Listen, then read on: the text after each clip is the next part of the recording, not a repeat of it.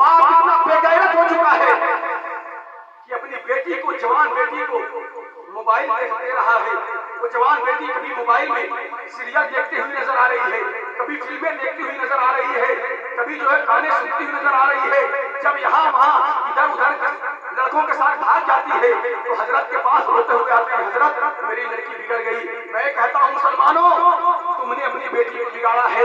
اگر تم نے اپنی بیٹی کو سیرت فاطمہ سکھایا ہوتا، تم نے اگر بیٹی کو جو ہے سیرت جو ہے عائشہ سکھایا ہوتا، تمہاری بیٹی ہرگز یہ قدم نہ اٹھاتی.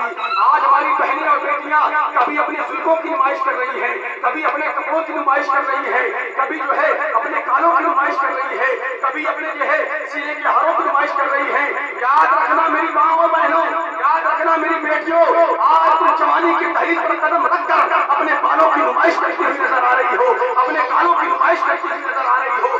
آج جوانی کی دہلیز پر قدم رکھ کے تم اپنے جسم کی نمائش کر رہی ہو.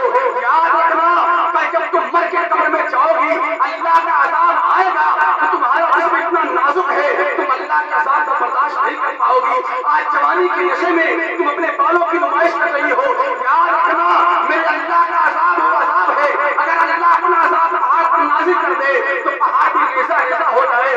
مجھے بتاؤ قبر کے اندر جب اللہ کا عذاب تمہارے اوپر آئے گا تمہیں کون بچائے گا؟ یاد رکھنا میری ماؤں اور بہنوں، اگر قبر سے بچنا چاہتی ہو، قبر کے عذاب سے بچنا چاہتی ہو تو آج ہی پردے کا جو ہے خیال کرنا شروع کر دو. آج بھی جب باہر نکلو پردے کے ساتھ نکلو. آج بھی موبائل سے دور ہو جاؤ، گانے سے دور ہو جاؤ، فلموں سے دور ہو جاؤ، 5 وقت نماز کی پابندی کرو. جب اس طرح سے تم پردگی کے ساتھ جو ہے اس دنیا سے جاؤ گی تو مرنے کے بعد